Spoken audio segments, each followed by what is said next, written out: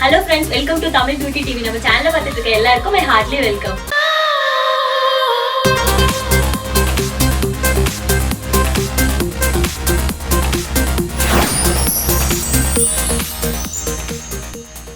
இப்போ இருக்க ஜெனரேஷன்ல லேடிஸா இருக்கட்டும் ஜென்ஸா இருக்கட்டும் எல்லாத்துக்கும் இருக்க ஒரு காமன் ப்ராப்ளம் முடி கொட்டுறதுதான்.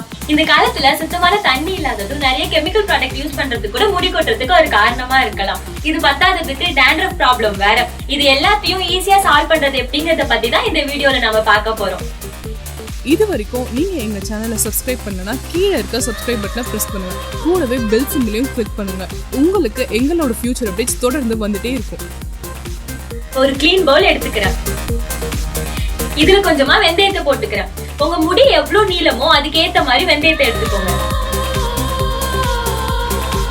இப்போ இதுல கொஞ்சமா தண்ணி ஊத்தி ஒரு நைட் ஃபுல்லா ஊற வச்சிடுங்க.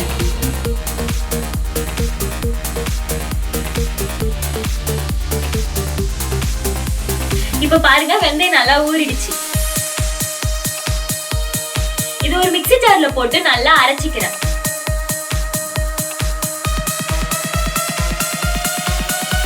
வெந்தயத்துல இருக்க சத்துக்களால உங்க முடி ஸ்ட்ராங்காவும் திக்காவும் வளரும். அதே போல வெந்தயம் உங்க முடிய கருப்பா வளர்றதுக்கு ஹெல்ப் பண்ணும். வெந்தயத்தை நல்லா அரைச்சாச்சு. இது ஒரு பவுல்ல டிரான்ஸ்ஃபர் பண்ணிக்கிறேன். இப்ப இதோட 3 டீஸ்பூன் தேங்காய் எண்ணெய் ஆட் பண்ணிக்கிறேன். தேங்காய் எண்ணெயில விட்டமின் இ அப்புறம் அயன் இருக்கு. தேங்காய் எண்ணெய் யூஸ் பண்றதுனால நம்ம முடி ஸ்ட்ராங்கா வளரும். இப்போ இத நல்லா மிக்ஸ் பண்ணிக்கலாம். ஒரு half லெமன் எடுத்து வச்சிருக்கேன். இதோட ஜூஸை இதுல புழிஞ்சிக்கலாம். ஹேர் ஃபாலுக்கு முக்கியமான காரணம் நம்ம தலையில இருக்க அழுக்கு தான். எலுமிச்சை நம்ம தலையில இருக்க அழுக்க நீக்கி முடி வளர்றதுக்கு ஹெல்ப் பண்ணும்.